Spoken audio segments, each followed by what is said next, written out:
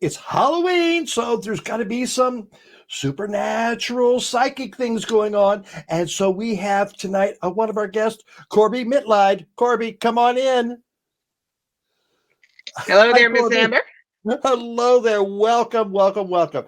Now, so how do you describe yourself, what you do? All right, I am as practical a psychic as you're going to find. I am not Fluffy Bunny. Been reading since I was 18. I'm 67, means I know a little something. Certified Tarot Master, Past Life Specialist, Psychic Medium and Channel. All of that. Oh my God. I wonder if you're getting overloaded with things coming at you from me Nah. right now. No, I have an open and a closed sign upstairs. It's okay. Okay. Well, you said you started reading at 18. What does that mean? That means that when I was in high school, 1973, senior, I was working part-time at Spencer Gifts, and they had the James Bond 007 Spencer tarot Gift. deck, and I bought it. That was the dirty store back in the early 70s. I know. But they did have the James Bond deck because that was the year Live and Let Die came out. And we were all hippies then. So I bought it, my fringe jacket, elephant bells, and the deck. 5 years later, everybody else moved on to roller skates and disco balls. I thought the cards were fascinating. So I kept reading for friends.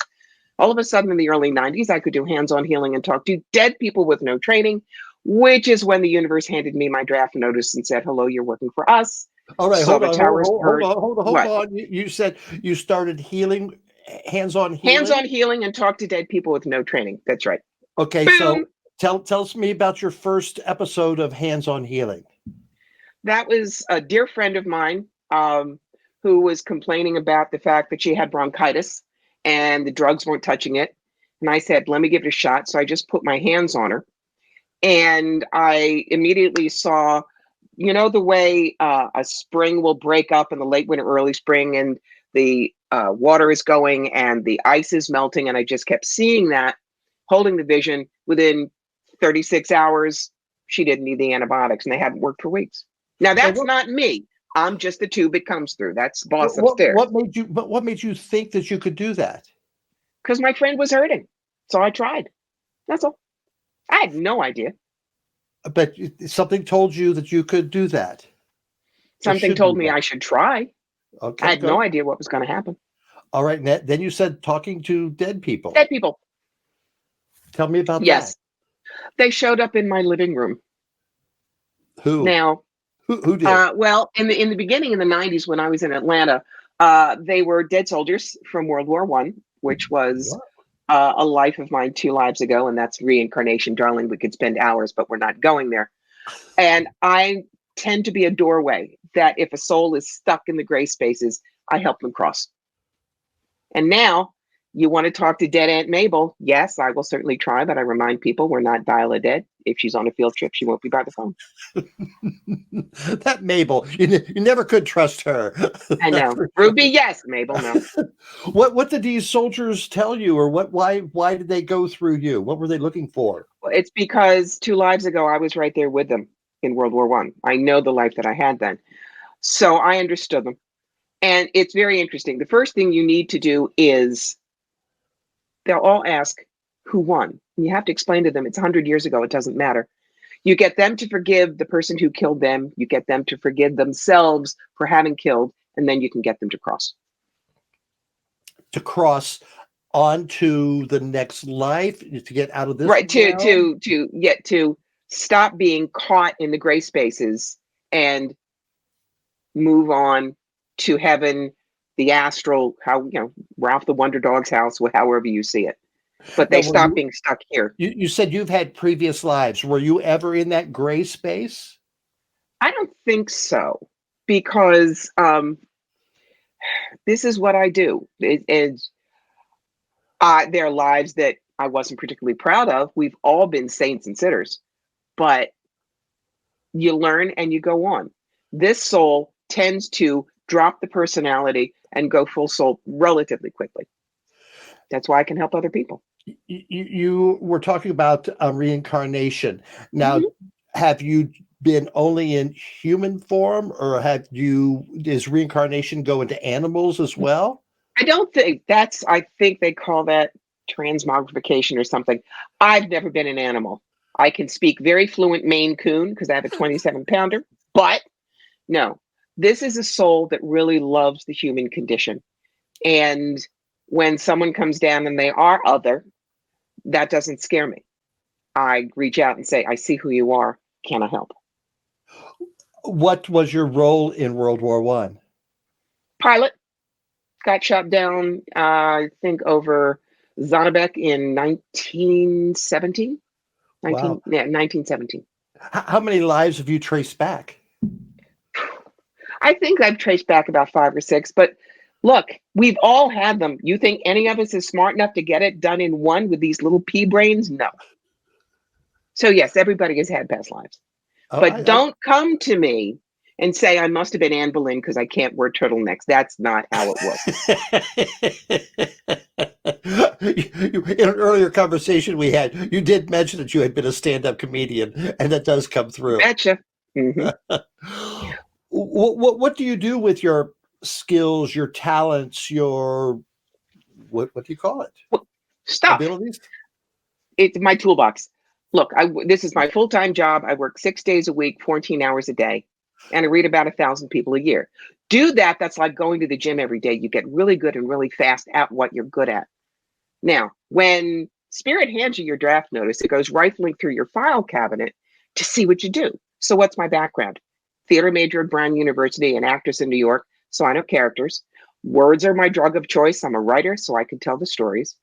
And I have been a history buff since I was a little kid in single digits. That's why I'm good with past lives. That's good with tarot because I can see the story and run it. But do not ask me to draw spirit art because I can't draw a stick figure with a sharp pencil and a lot of prayer. It's not in my wheelhouse. We've had a lot of theater people. What was your theater background in New York? Oh God, I was in Funny About Love. I do remember that. I did Ladies at the Alamo, stepping onto off Broadway with about 3 days notice. But back then I had a Dolly Parton figure and it was really hard to get any work in film and TV because they were going to be looking at the rack. So I did a lot of voiceover stuff, commercials, things like that. You had a great bosom for radio. I did, darling. I did. So you say you do all these readings, you work 6 days a 6 week. days a week. Mm-hmm. From your home, or you go on the road? How do you do that? I was on the road for 18 years, about 45 weekends a year, and my nickname was the Travel Channel. But my back went out in 2019, so I moved my entire business online, and that was when the universe was really taking care of me because what happened in March 2020, but the advent of the years of Murder Hornet Bingo and Hold My Beer. There were no shows to do. I've been working ever since. Do I do a couple of locals? Yeah, but I'd much rather read at home, have dinner with the husband, play with the cats.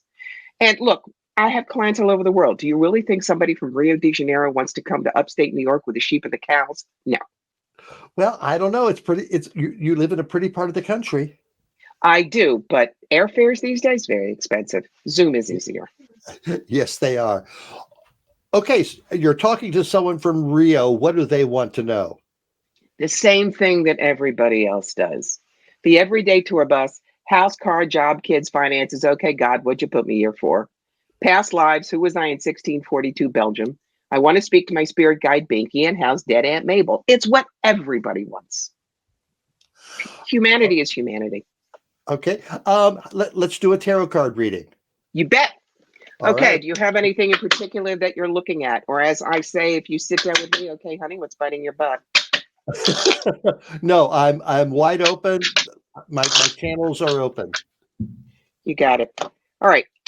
What I'm going to do is what's called the Celtic spread.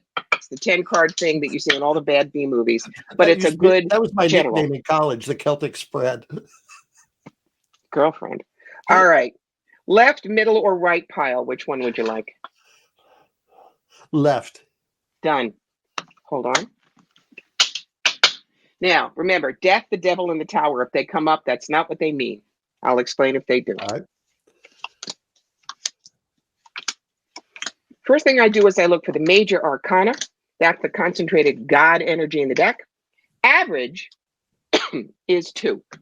You've got 1, 2, 3, 4, 5 God is so playing in your sandbox this year. Give him the shovel and play nice. Synchronicities, chance meetings, whatever. You go, yes, boss, and deal with it. For the rest of your suits, you've got 1, 2 cups. Cups are relationships, but anything that goes human heart to human heart. Family, friends, work, communities, not just lovers. You've got 2 swords. Challenges, speed bumps, crap, and the mental work to deal with it. You've got 1 pentacle for material goods, stuff. What you don't have any of are the cards that are known as wands. Wands is a creativity factor. You don't have any in the first 10. The cards are saying, honey, just deal with it and go on. So what are we doing for you? First thing is Judgment Day. Call to new life, a paradigm shift. It is time for change, and do not have a pity party about it, because if you're willing to make the changes, there is money involved. Past couple of years, could be legalities, could be just trying to find balance in your life.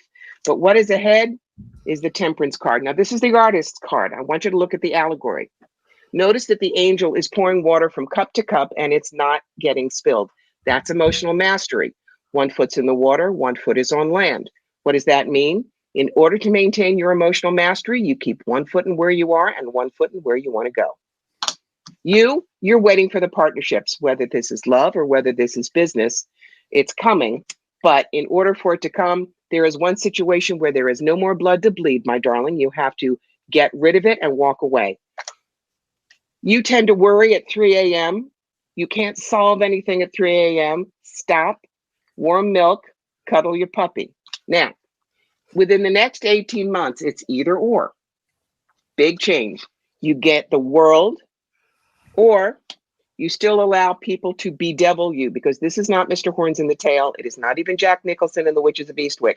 It is being bedeviled by something, someone, or some situation, or holding yourself back from your highest and best. So you've got something coming, but you can't worry about it, and you cannot allow people who live in Neverland to be there. Who's that? It'll never happen. I wouldn't do it if I were you. Oh, no. I want to give you 2 magic phrases when they show up. Thank you for sharing. You may think that if you wish, and then you go do what the hell you want. Make sense? All right. So can you condense that in a few sentences? Ha! The whole thing? Yes, please. There are opportunities that are going to come up for you. There, you will have to leave some of the things behind that you've been doing that are comfortable for you, but don't have a pity party. Reach for them. They are lucrative. They're going to raise your profile. And if anybody says to you, you can't do it, smile and wave in the backview mirror. See ya. Okay. Yeah. I can sense that Russell is smiling right now. I just sense that Russell. But now you see why, if you have a reading with me, you get a recording. You'll never remember everything. And if you're taking notes, you're not listening, and I'm fast. Okay. Now, the other, can I do your numerology? Because that has to do with this. Yeah, please. All right, please. I got your birthday, month, and day before we went on. Explain numerology. What Okay. the basics. Astrology is date, time, and place. Numerology is your birth date, but the vibe in your name. But to find your personal year, all I need is your birthday, which I got, and I add this year's master number. 2 + 0 + 2 + 2 is 6. Then I take that number and bring it down to a single number. Your birthday plus 6 down to a single number, the number is 9. This is important. Our lives go in 9-year cycles. And if you're in a 9-year, it is the celestial garage sale. You got to get rid of everything in your life that's busted that you'll never fix. You've outgrown and was never you in the first place. Bad dogs, bad haircuts, bad jobs, goodbye.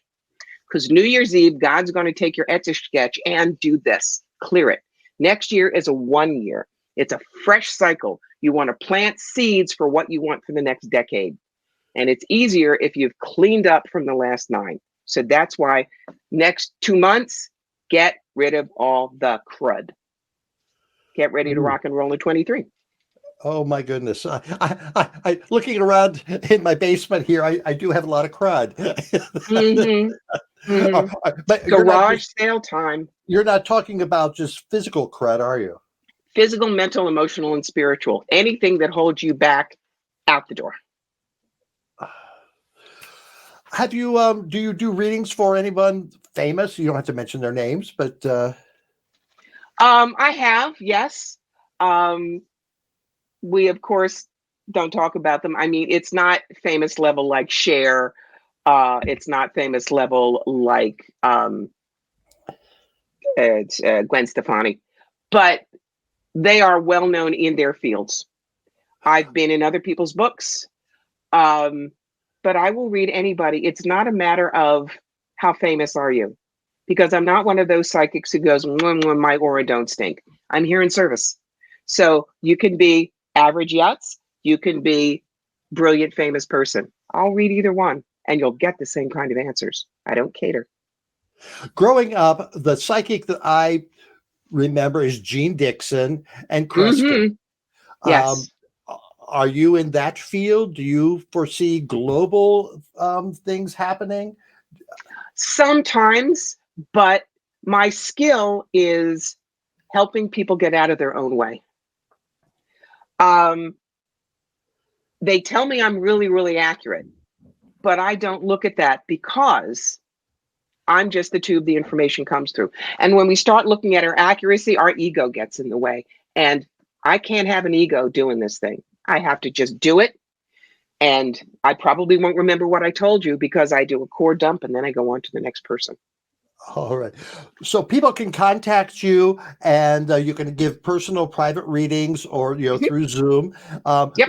Let's show that address one more time where they can contact Corbie Mitleid. And very good. Well, do that. Thank you so much. I'm going to be thinking about what's going on and getting rid of some of this crud around Good. me. Good. Thank you so much and happy Halloween. And to you. Ooh, I'm going to have to rewatch that and think about what she said and get rid of some of this crud.